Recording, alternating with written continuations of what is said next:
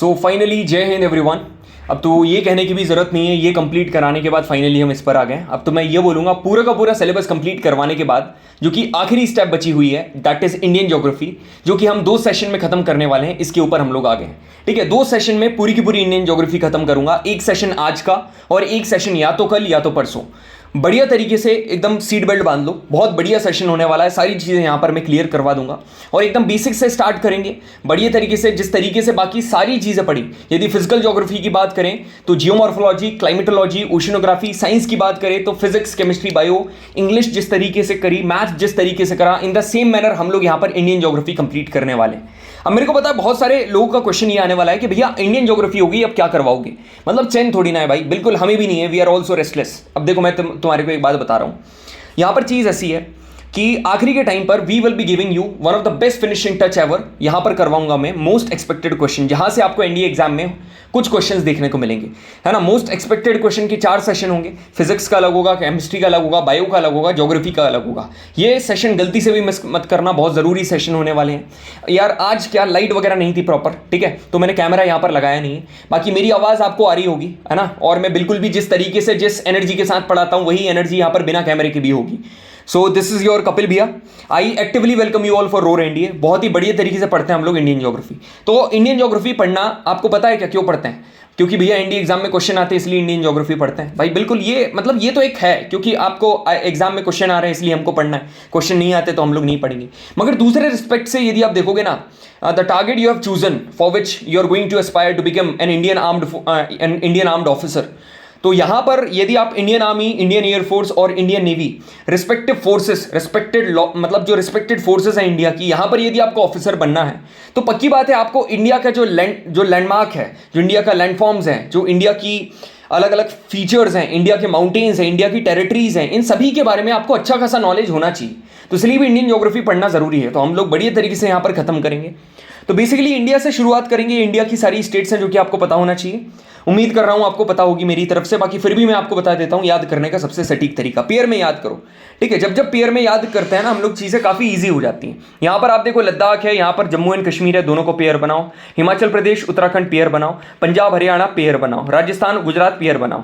MP और Chhattisgarh pair बनाओ। MP centre में, छत्तीसगढ़ के साथ क्यों पेयर बनाया? क्योंकि भैया छत्तीसगढ़ जो था मध्य प्रदेश से अलग हुआ था 2000 में। अब यहाँ पर महाराष्ट्र और गोवा का पेयर बनाओ, ठीक है। यहाँ पर कर्नाटक और केरला का पेयर बनाओ। तमिलनाडु और आंध्र प्रदेश का पेयर बनाओ, ठीक है। यहाँ पर जस्ट ऊपर इसके यूपी है, यहाँ पर एमपी के ऊपर जस्ट ऊपर यूपी है। बिहार और झारखंड का पेयर बनाओ। यहाँ पर उड़ीसा और वेस्ट बंगाल का पेयर बनाओ। सिक्किम अलग है, 7 सिस्टर में ये आती है। अब 7 सिस्टर में एक वर्ड याद कर लो, अरुणा मामी। अरुणा मामी क्यों? अरुणा मामी इसलिए क्योंकि अरु से अरुणाचल प्रदेश, ना से नागालैंड, मा से मणिपुर, मी से मिजोरम। अरुणाचल प्रदेश, नागालैंड, मणिपुर, मिजोरम, त्रिपुरा एंड मेघालय। ये लाइन से इजी है, आप याद कर सकते हो, ठीक है। अब यहाँ पर आगे बढ़ते हैं। यहाँ पर इनकेस देखो ये सारी चीज़ें क्लियर हैं। तो India is the 7th largest country in the world, ये पता होना चाहिए। इंडिया साइज वाइज यदि आप देखोगे 7वीं सबसे बड़ी कंट्री है पूरे वर्ल्ड में। मेरे को स्टार्टिंग की 7 बताना कमेंट सेक्शन, ठीक है, कि स्टार्टिंग की जो 6 हैं वो कौन कौन सी है। इंडिया इज द कंट्री, यदि मैं पूरा का पूरा ये कॉन्टिनेंट बना दूं कि ये पूरे के पूरे वर्ल्ड मतलब पूरे वर्ल्ड कॉन्टिनेंट है, ये अर्थ है, तो फिर आप क्या करोगे? ये हो गया नॉर्थ, ये हो गया साउथ, है ना। यहाँ पर जो नॉर्थ ईस्टर्न हेमिस्फीयर है, ये नॉर्थ ईस्टर्न हेमिस्फीयर, यहाँ पर आता है इंडिया। इसको क्या बोलोगे? ये है इंडिया। तो अब आगे बढ़ो। देखो इंडिया के पास 28 स्टेट्स हैं और 8 यूनियन टेरिटरीज हैं, जो कि आपको पता होना चाहिए। सबसे बड़ी स्टेट की बात करोगे, which is the largest state, सबसे बड़ी स्टेट कौन सी है? पहली सबसे बड़ी स्टेट है, यहाँ पर आप लिखोगे राजस्थान। एरिया वाइज की बात चल रही है, पहली कौन सी है? राजस्थान। दूसरे पे क्या अपने महाराष्ट्र? क्या नहीं, दूसरे पे है एमपी। तीसरे पे कौन सी है? महाराष्ट्र। अब आएगी महाराष्ट्र। अब यहाँ पर स्मॉलेस्ट स्टेट में जीएसटी याद कर लो। जीएसटी मतलब गोवा, फिर आता है सिक्किम, ठीक है, और फिर आती है त्रिपुरा। गोवा, सिक्किम, त्रिपुरा, ये 3 आपकी पूरी की पूरी याद हो जाना चाहिए। अब यहाँ पर देखो ऑलरेडी अपन ने इसके बारे में बात कर ली। अब 8 यूनियन टेरिटरीज को कैसे याद करें? यहाँ पर आपको पहले क्या लिखना है? ए, ठीक है, फिर बी नहीं लिखना है, यहाँ पर सी लिखना है। क्या लिखना है? डी। तो ए से क्या हो जाएगा? अंडमान एंड निकोबार। सी से क्या हो जाएगा? सी से हो जाएगा चंडीगढ़, ठीक है। डी से क्या हो जाएगा? डी से हो जाएगा दिल्ली। अब क्या हो जाएगा? Dadar Nagar Haveli and Daman and Diu, ठीक है, DNH एंड DD। अब क्या कर लोगे? अब आप सबसे ऊपर चले जाओ, ये 2 पकड़ लो, ठीक है। यहाँ पर जम्मू, एक जम्मू और JNK, और यहाँ पर क्या कर लो? लद्दाख पकड़ लो। JNK भी हो गया, लद्दाख भी हो गया। अब क्या? अब पकड़ लो पौंडीचेरी, और एक बच गया लक्षद्वीप, ठीक है, एक हो गया लक्षद्वीप, ठीक है। ये पूरी की पूरी स्टेट हो, पूरी की पूरी यूनियन टेरिटरीज हो गई। सबसे बड़ी यूटी कौन सी है? सबसे बड़ी यूटी है लद्दाख, ठीक है। और स्मॉलेस्ट यूटी की बात करोगे, सबसे छोटी यूटी कौन सी है? सबसे छोटी यूटी है यहाँ पर लक्षद्वीप, ठीक है। सबसे छोटी कौन सी है? लक्षद्वीप, जिसकी कैपिटल है कवराती और लद्दाख की है लेह, ठीक है। अब यहाँ पर ये स्टेट का मतलब इंडिया के स्टेट्स का मैप है, आप देख लो। यदि लॉन्जिट्यूडनल और लेटिट्यूडनल एक्सटेंट की बात करोगे इंडिया का, तो ये कितना है? लेटिट्यूडनल एक्सटेंट इंडिया का है 8 degree 4 minute north and 36 degree 7 minute north, ठीक है। 8 से लेकर कितना? 36 डिग्री 7 तक नॉर्थ। और लॉन्जिट्यूडनल एक्सटेंट की बात करोगे तो ये कितना है? 68 डिग्री 7 मिनट ईस्ट से लेकर 97 डिग्री 25 मिनट ईस्ट, ठीक है। अब यहां पर मेरी बात ध्यान से सुनना, ये जो सबसे टॉप मोस्ट पॉइंट है इसको इंदिरा कोल कहा जाता है, और जो सबसे लोअर मोस्ट पॉइंट है इसको कन्याकुमारी कहा जाता है, ठीक है। मगर इंडिया की टेरिटरी की बात करोगे तो सबसे लोअर मोस्ट टेरिटरी कौन सी है? इंदिरा पॉइंट है ना, क्योंकि यहां पर अंडमान निकोबार भी है ना, उसके वहां से निकलती है इंदिरा पॉइंट। अब यहां पर देखो, ये जो पॉइंट है, मतलब कि जो इंदिरा पॉइंट है सदर्न मोस्ट पॉइंट है and the southern most tip of the great Nicobar. पहले ये जो इंदिरा पॉइंट है इसी को हम लोग क्या बोलते थे? सबसे नीचे वाला पॉइंट है ना, इसको पहले हम पिग्मेलियन पॉइंट भी कहा जाता था। इसको क्या बोलते थे? Pygmalion point. अब टोटल कोस्टल स्टेट देखो, कोस्टल स्टेट का मतलब ये होता है ऐसी स्टेट जो कि तटीय राज्य है, मतलब जो यहाँ पर जो कोस्ट है ना वहाँ पर कितने स्टेट्स प्रेजेंट है। तो एक तो क्या है? गुजरात है, गुजरात के बाद यहाँ पर महाराष्ट्र है, गोवा है, कर्नाटका है, केरला है, तमिलनाडु है, आंध्र प्रदेश है, उड़ीसा है, वेस्ट बंगाल है। मतलब टोटल कितने हैं? 9। 1 2 3 4 5 6 7 8 9, टोटल 9 कोस्टल स्टेट्स हैं। इनको लाइन से याद कर लेना, बहुत इंपॉर्टेंट है, और इनकी कैपिटल भी याद कर लेना। अब यहाँ पर वही चीज़ जो ऊपर बताई है, ठीक है। इंडिया की 7 नेबरिंग कंट्रीज हैं, कौन कौन सी? Pakistan, Afghanistan, China, Nepal, Bhutan, Bangladesh, Myanmar. पाकिस्तान किसके साथ बाउंड्री बनाता है? गुजरात के साथ, राजस्थान के साथ, पंजाब के साथ, जम्मू एंड कश्मीर के साथ, लद्दाख के साथ। चाइना किसके साथ बनाता है? लद्दाख, हिमाचल प्रदेश, उत्तराखंड, सिक्किम, अरुणाचल प्रदेश।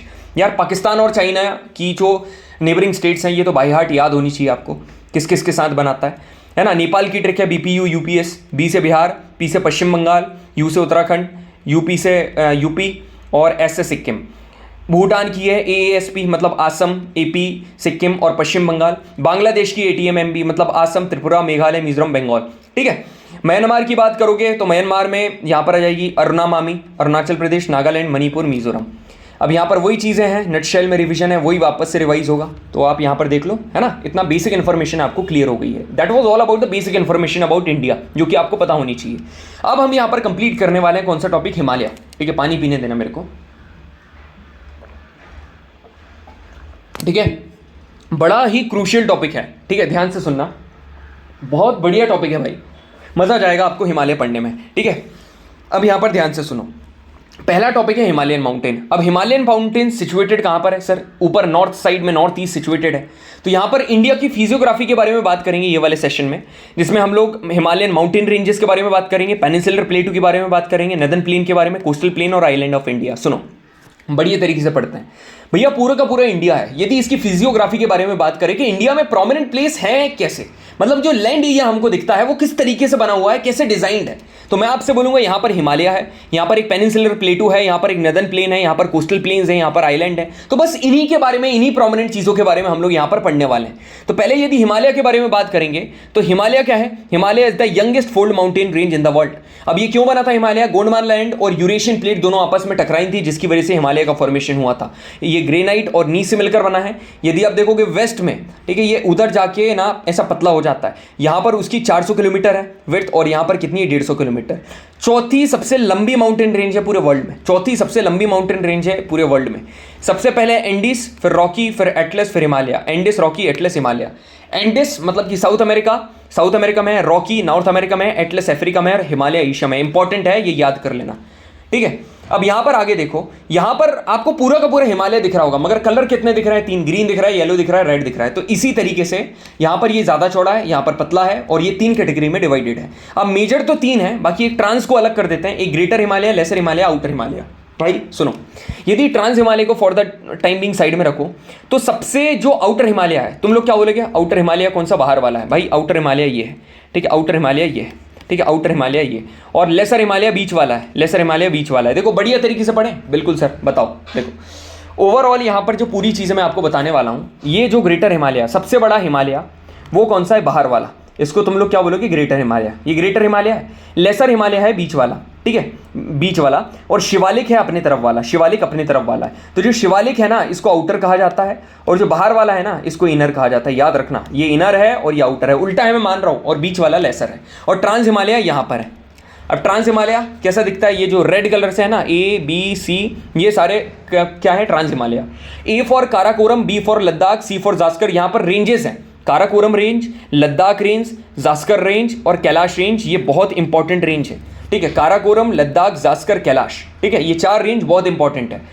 अब यहाँ पर देखो कि बाहर वाला ग्रेट हिमालय, बीच वाला लेसर हिमालय, और जी वाला सबसे इधर वाला शिवालिक। अपनी तरफ वाला शिवालिक है, उधर वाला ग्रेट है, और बीच वाला लेसर है। अब यहाँ पर जो तीनों हिमालय क्लियरली यहाँ पर दिखाई दे रहे हैं, ग्रेट हिमालय यहाँ पर है, लेसर हिमालय बीच में, आउटर हिमालय यहाँ पर है। ट्रांस हिमालय की इंपॉर्टेंट रेंज जैसे कि अभी बताई, काराकोरम, लद्दाख, जास्कर और कैलाश, ठीक है, काराकोरम, लद्दाख, जास्कर और कैलाश। अब यहाँ पर देखोगे आपका ये है नांगा पर्वत और नामचा वरवा। नामचा वरवा सबसे पूर्वी चोटी है, मतलब यहाँ की जो चोटी है वो नामचा वरवा है, और यहाँ पर नांगा पर्वत, ठीक है, यहाँ पर नांगा पर्वत है। इतनी चीज़ें क्लियर हैं, तो अब अपन आगे बढ़ते हैं। यार देखो, मेरे को पता है तुम लोगों ने थोड़ा थोड़ा कहीं कहीं से पढ़ रखा है, इसलिए मैं एकदम आराम से नहीं पढ़ा रहा हूँ। तुम बोर हो जाओगे भाई, तुम बोर हो जाओगे, इसलिए बढ़िया तरीके से बता रहा हूँ चीज़ें, ताकि तुम्हारे दिमाग में बैठी रहे। और जो चीज़ें कंसेप्ट वगैरह हैं वहाँ तो आपको पता ही है, ठीक है। अब ट्रांस हिमालय की बात करेंगे, तो ट्रांस हिमालय में मेन 3 रेंजेस हैं, काराकोरम रेंज, लद्दाख रेंज और जास्कर रेंज। काराकोरम रेंज और लद्दाख रेंज के बीच में से निकलती है नुब्रा रिवर। लद्दाख रेंज और जास्कर रेंज के बीच में से निकलती है ये इंडस रिवर। ट्रांस हिमालय में माउंट केटू यहाँ पर सिचुएटेड है, ठीक है, माउंट केटू जो कि हाईएस्ट पीक है इंडिया की, और ये काराकोरम रेंज में है लद्दाख के, ठीक है। और इंडिया में पूछेगा कि इंडिया की हाईएस्ट पीक कौन सी, हिमालयन रेंज में, तो हिमालयन रेंज का पूछेगा तो आप लोग बोलोगे कंचनजंगा जो कि सिक्किम में। अब यदि पूछेगा कि अनडिस्प्यूटेड पीक कौन सी है सबसे हाईएस्ट, तो क्या बोलोगे, नंदा देवी जो कि उत्तराखंड में है, ठीक है, क्योंकि सिक्किम में भी वहां पर डिस्प्यूट है, पीओके में भी डिस्प्यूट है दोनों अपने, मगर डिस्प्यूटेड है। वर्ल्ड की हाईएस्ट पीक की बात करोगे जो कि माउंट एवरेस्ट यहीं पर है, और जिसको अर्थ की सबसे हाईएस्ट माउंटेन कहा जाता है वो सी लेवल, ये कहाँ पर प्रेजेंट है, चाइना और नेपाल के बीच में। चाइना में इसको चेमुलुग्मा कहा जाता है, और नेपाल में इसको सागरमठ कहा जाता है। आई होप इतनी चीज़ें आपको बढ़िया तरीके से क्लियर हो गई होगी। ग्रेट हिमालय के बारे में बात करें, जिसको हिमाद्री कहा जाता है, इसको हिमाद्री बोलेंगे या इनर हिमालय बोलेंगे। सबसे हाईटेस्ट है, जिसको लोफ्टीएस्ट कहा जाता है, मतलब सबसे ऊपर है, नदर मोस्ट रेंज है हिमालय की, हमेशा ये स्नो से कवर होता है, इसको क्या बोलते हैं, ग्रेट हिमालय। अब लेसर हिमालय की बात करेंगे, ये क्या है, इसको हिमाचल रेंज भी कहा जाता है, मतलब बीच वाला जो है उसको हिमाचल बोलेंगे, और इसको मिडिल हिमालय कहा जाता है। जितनी भी टूरिस्ट डेस्टिनेशन है, शिमला, मसूरी, नैनीताल, दार्जिलिंग, रानीखेत, अल्मोड़ा, डलहौजी, ये सारी यहीं पर सिचुएटेड है। इसको 5 रेंज में डिवाइड करा है, वेस्ट से ईस्ट। वेस्ट से ईस्ट में 5 रेंज कौन कौन सी, Pir Panjal range, Dhauladhar range, Mussoorie range, Nagtibba range और महाभारत रेंज। सबसे लंबी रेंज है पीर पंजाल रेंज। क्लियर है सभी को, ठीक है। आखिरी में ये भी बताऊंगा कि ये कहां पर सिचुएटेड है।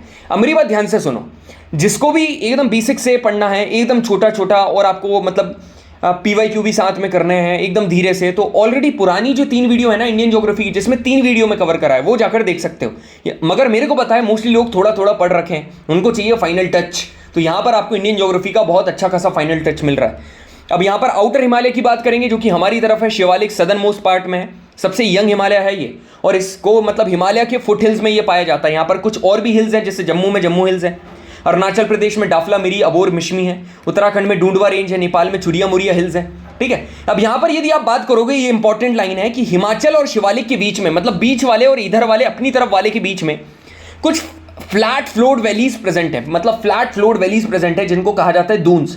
और इन्हीं दून्स को are also known as duals in east, और ईस्ट में इनको क्या बोलते हैं, डुअल्स। मतलब कि ये बीच, ये 3 है, ये नीचे के 2 में बीच में यहाँ पर क्या प्रेजेंट है, यहाँ पर प्रेजेंट है कुछ फ्लैट फ्लोड वैली, जिनको कहा जाता है दून। और इन्हीं दून को ईस्ट में क्या कहा जाता है, इन्हीं को कहा जाता है डुअल्स। इनको हम लोग क्या बोलते हैं, डुअल्स। अब यहाँ पर देखो, सारी चीजें मैंने आपको बता दी। अब आपके दिमाग में ये आ रहा होगा कि सर एक बार ब्रीफ में सबको समझा दो। सारी चीजें मैं बिल्कुल बता देता हूँ। 4 हिमालयन रेंज है, trans Himalaya, greater Himalaya, lesser Himalaya, outer Himalaya. Trans Himalaya की बात करोगे तो यहाँ पर 3 रेंजेस आती है, काराकोरम, लद्दाख, जास्कर। काराकोरम और लद्दाख के बीच में से नुब्रा रिवर, लद्दाख और जास्कर के बीच में से इंडस रिवर। यहाँ पर माउंट केटू सिचुएटेड है। ग्रेटर हिमालय को हिमाद्री बोलते हैं, लेसर हिमालय को हिमाचल बोलते हैं, और आउटर हिमालय को शिवालिक। और जितनी भी लेसर हिमालय में रेंजेस प्रेजेंट हैं, whatever the ranges present in the lesser Himalaya, they are very very important. Why? यहाँ पर देखो, पीर Panjal range, Dhauladhar range, Mussoorie, नगटिब्बा। Pir Panjal Jammu and Kashmir में है, धौलाधर रेंज हिमाचल प्रदेश में है, मसूरी रेंज उत्तराखंड में है, नगटिब्बा रेंज उत्तराखंड में है, और महाभारत रेंज नेपाल में है। ठीक है, आई होप आपको चीज़ें क्लियर हो गई होंगी।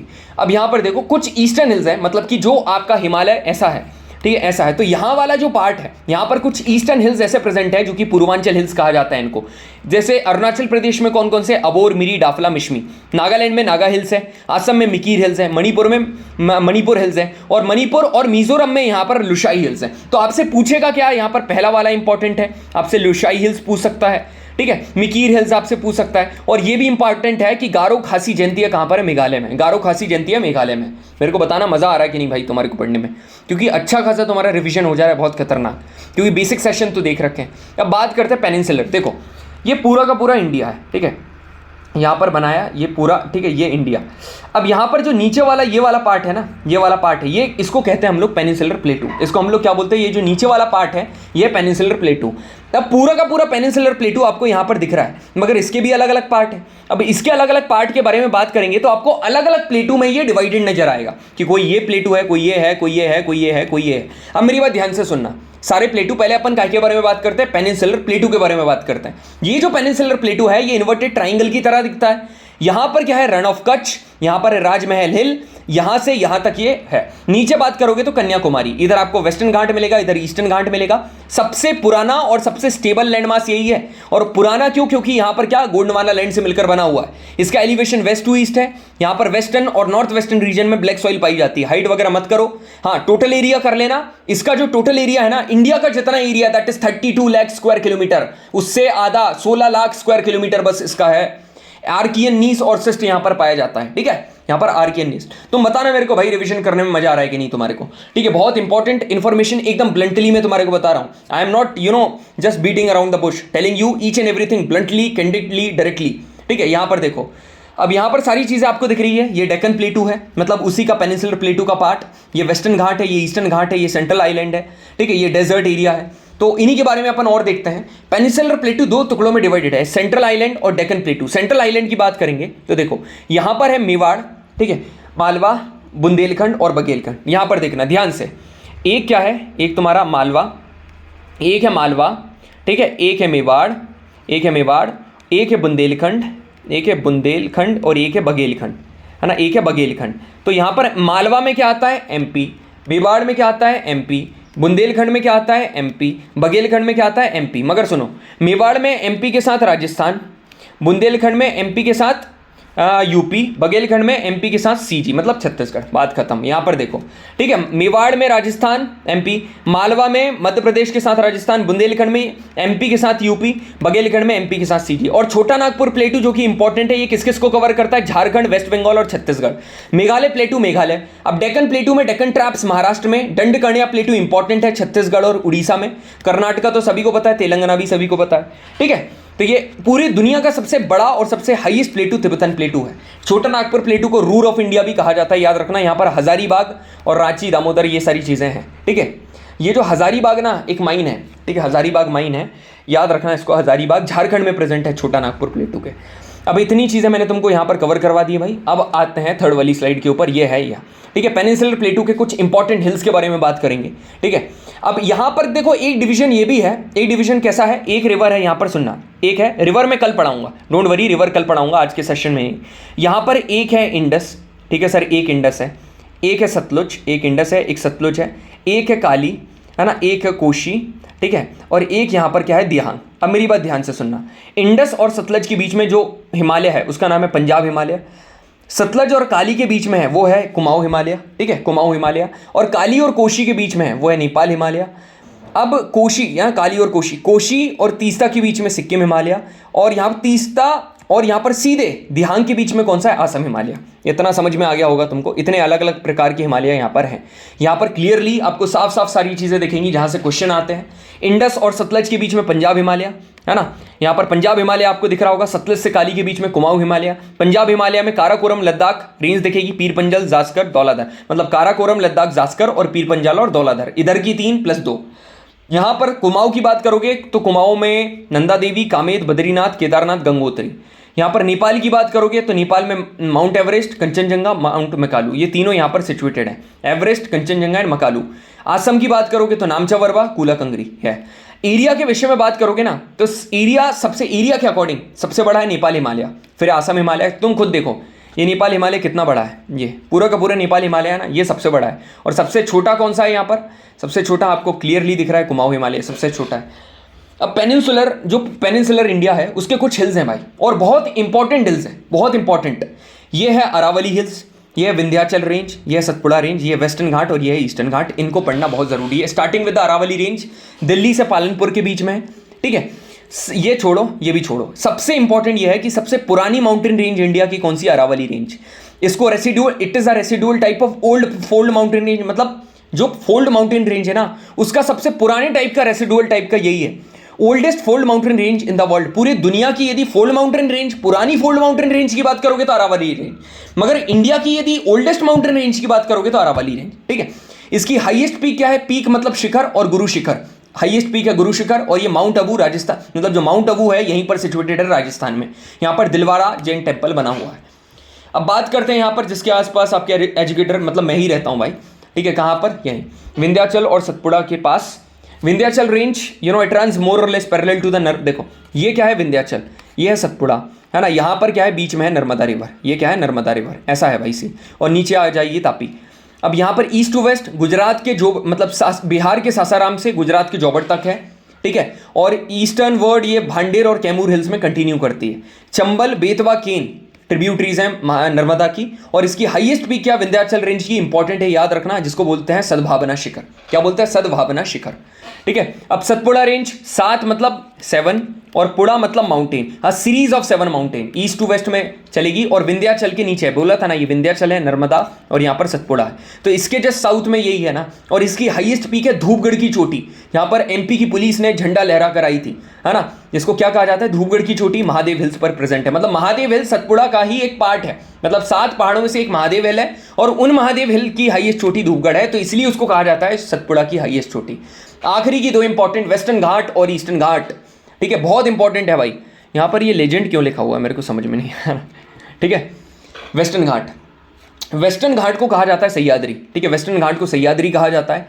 और ये कैसे चलती है? It runs from Tapi valley to Nilgiri, ठीक है, मतलब तापी वैली नॉर्थ में है और यहाँ पर नीलगिरी है। ये क्या है? तापी वैली और नीलगिरी। अब मेरी बात सुनना, ये स्टीपर इन वेस्ट, तुमको वेस्ट तरफ कैसे मिलेगी? ऐसी, ऐसे स्टीपर मिलेगी, और ईस्ट तरफ थोड़ी ऐसे जेंटल आराम से मिलेगी, ठीक है। नीलगिरी यहाँ पर एक, यहाँ पर नीचे है। अब जैसे मैं बात करूँ, ये ईस्टर्न घाट, ये वेस्टर्न घाट, यहाँ पर एक ऐसी नॉट है जो कि दोनों को जोड़ती है, जिसको कहा जाता है नीलगिरी, जिसको क्या बोलते हैं? नीलगिरी। अब यहाँ पर जो वेस्टर्न घाट है इसको 2 टुकड़ों में डिवाइड करा है, नॉर्थ सह्याद्री और साउथ सह्याद्री, क्योंकि इसको सह्याद्री कहा जाता है ना। नॉर्थ सह्याद्री में कलसूबाई है और साउथ सह्याद्री में कुद्रेमुख है।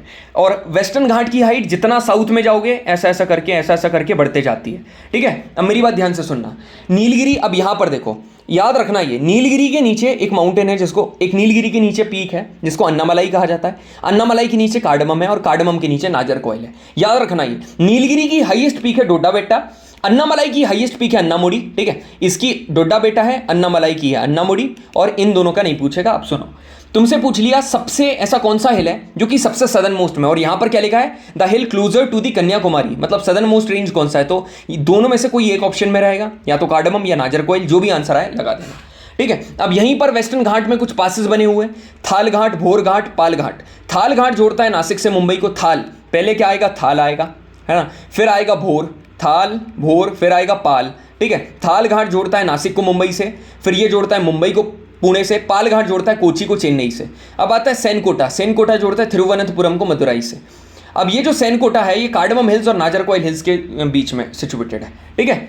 अब ईस्टर्न घाट की यदि अपन बात करेंगे ना, ईस्टर्न घाट भाई ऐसा है कि उड़ीसा में नॉर्थ से लेकर तमिलनाडु साउथ तक है और ईस्टर्न कोस्ट के पैरेलल है। इसकी हाईएस्ट पीक है जिंदागाड़ा पीक, इसकी क्या है? अब भैया वेस्टर्न घाट की क्या है? वेस्टर्न घाट की हाईएस्ट पीक है अन्नामुड़ी, ठीक है, याद रखना। इसकी हाईएस्ट पीक पूछेगा ना, ये हाईएस्ट पीक पूछा है तो क्या बोलोगे? अन्नामुड़ी। इसकी हाईएस्ट पीक है अन्नामुड़ी, और जो कि अन्नामलाई की हाईएस्ट पीक है, क्योंकि अन्नामलाई उसका पार्ट है इसलिए उसको उसकी हाईएस्ट पीक बोल रहे हैं। अब ये जो ईस्टर्न घाट है ना, ये बहुत हैवीली इरोडेड है। क्यों? क्योंकि भाई पूरी जितनी भी पेनिनसुलर रिवर्स हैं वो निकल के जाती हैं और बे ऑफ बंगाल में जाकर मिल जाती हैं, तो उसको तोड़ते हुए जाती हैं, इसलिए उसको हैवीली इरोडेड कहा जाता है।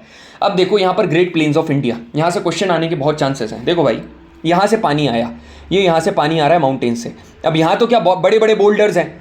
अब ये जो बोल्डर वाला रीजन है इसको कहा जाता है भाबर, अब क्या है, यहाँ से पानी नीचे से निकलेगा, ठीक है, नीचे से निकलेगा और नीचे से आने के बाद नीचे आएगा और यहाँ पर वापस से नीचे गिर जाएगा, ठीक है। अब जो यहाँ पर वापस से निकल रहा है उसको तराई बोलते हैं और जहाँ पर छिप गया है उसको भाबर बोलते हैं। ये क्या सीन है देखो, भाबर और तराई।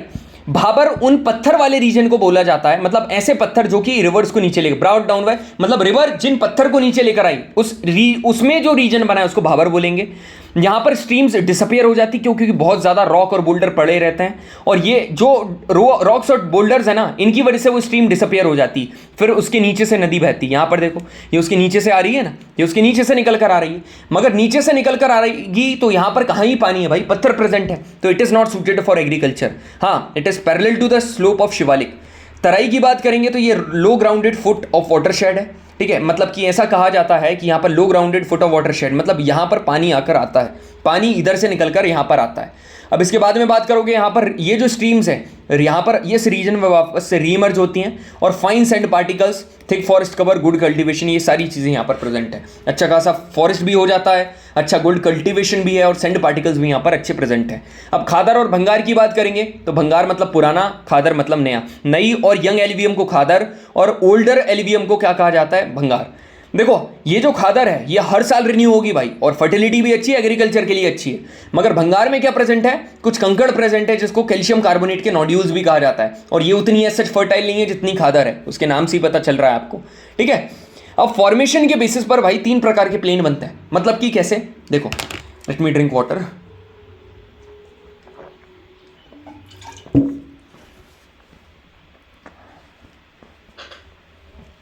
सुनो मेरी बात, फॉर्मेशन के बेसिस पर 3 प्रकार के प्लेन हैं। एक है Indus plain, Ganga plain, Brahmaputra. 3 प्रकार की हमारी हिमालयन रिवर्स हैं जो कि अपन कल स्टडी करेंगे। एक कौन सी है, इंडस हिमालय, एक है गंगा हिमालय, एक है इंडस रिवर, गंगा रिवर और ब्रह्मपुत्र रिवर। अब तीनों मेजर हिमालयन रिवर से बनने वाले प्लेन को क्या कहा जाता है, उनके प्लेन, ठीक है। तो अब इंडस प्लेन की बात करेंगे तो ये इंडस रिवर बनाती है और ये पंच दोआब बनाती है। दोआब मतलब दो और आब मतलब रिवर, 2 रिवर से बनने वाले जो आब होते हैं उनको पंच दोआब कहा जाता है, ठीक है। अब सुनो, पंच क्यों, क्योंकि 5 है। बिस्ट मतलब बी से ब्यास और एस टी से सतलज, बरी मतलब बा से बियस और री से रावी, रेचना मतलब रे से रावी और छिना से छेनाब, छाछ मतलब सी एस से छेनाब और जे से झेलम, सिंध सागर मतलब सिंध से झेलम और सागर से इंडस, ठीक है। ये इंडस प्लेन कंप्लीट। अब गंगा प्लेन की बात करेंगे तो ये सबसे बड़ी यूनिट है ग्रेट प्लेन ऑफ इंडिया की। जितनी भी पेनिनसुलर रिवर है, चंबल, बेतवा, केन, वो गंगा रिवर को ज्वाइन करती हैं और इसका क्या करती हैं, इस प्लेन को बनाने में अपना कंट्रीब्यूशन देती हैं। यहाँ से एज सच क्वेश्चन नहीं आएगा, यहाँ से क्वेश्चन क्या आएगा, बस यहाँ पर देखो, यहाँ से ब्रह्मपुत्र प्लेन कहाँ से निकलता है, आसम से, ये पूछ सकता है। और यहाँ पर क्या पूछेगा पता, जो दुनिया का सबसे लार्जेस्ट रिवरन आइलैंड है, सबसे लार्जेस्ट रिवरन आइलैंड है मजूली, ये कहां पर सिचुएटेड है, ब्रह्मपुत्र में सिचुएटेड है, ठीक है। ब्रह्मपुत्र में प्रेजेंट है कौन, दुनिया का सबसे बड़ा रिवरन आइलैंड मजूली, ठीक है, याद रखना है इसको। तो अब आता है कोस्टल प्लेन ऑफ इंडिया, आखिरी टॉपिक होने वाला है। इंडिया का कोस्टल प्लेन का मतलब क्या है, याद देखो, यदि ये इंडिया है ना, ऐसा इंडिया यदि मैं ड्रॉ करूं, ठीक है, ये इंडिया है भाई, सॉरी यदि नहीं बना हो सही से तो, ठीक है,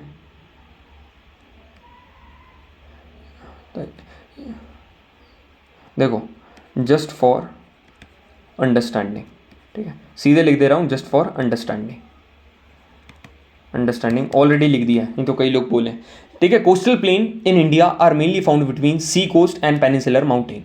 जितने भी पेनिनसुलर माउंटेन है, ये पेनिनसुलर माउंटेन है, ये पेनिनसुलर माउंटेन है, इसके और ये सी है और ये सी, इन दोनों के बीच में जो कोस्ट प्रेजेंट है, इनको क्या कहा जाता है, इनको कहा जाता है सी कोस्ट, ठीक है, इनको कहते हैं कोस्टल प्लेन ऑफ इंडिया। अब मेरी बात सुनना, इन्हीं के सेडिमेंटेशन की वजह से इनका फॉर्मेशन होता है, ठीक है, इन्हीं के सेडिमेंटेशन की वजह से इनका फॉर्मेशन होता है। अब यहां पर याद रखना, ठीक है, बहुत इंपॉर्टेंट है, यहां पर पता क्या पूछेगा कि ईस्टर्न कोस्ट कौन सा है, वेस्टर्न कोस्ट कौन सा है, ठीक है। यहां पर देखो पहला कौन सा है, पहला गुजरात प्लेन, फिर है कोंकण प्लेन, फिर है मालाबार प्लेन, ठीक है, कौन कौन सा है, फिर आता है इधर कोरोमंडल, फिर है नॉर्थ सिरकर, फिर है उत्कल, है ना। अब यहां पर देखो तुम लोग, है ना, वेस्टर्न कोस्ट की बात करेंगे तो पहले आता है गुजरात प्लेन जो कि गुजरात में। अब कोंकण प्लेन की बात करेंगे तो कोंकण कहां पर है, दमन से लेकर गोवा तक, ठीक है, ये देखो ये दमन है, ये दमन से लेकर गोवा तक, ठीक है। अब गोवा से लेकर यहां पर देखो, गोवा से लेकर मंगलोर तक कन्नड़ प्लेन है।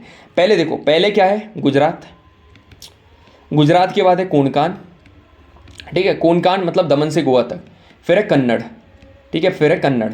तो कोंकण प्लेन मतलब कि दमन से लेकर गोवा तक ही है, ठीक है, दमन से गोवा तक कोंकण है, और कन्नड़ प्लेन गोवा से लेकर मंगलोर तक, मालाबार प्लेन मैंगलोर से लेकर कन्याकुमारी तक, ठीक है, मैंगलोर से लेकर कन्याकुमारी तक मालाबार प्लेन है।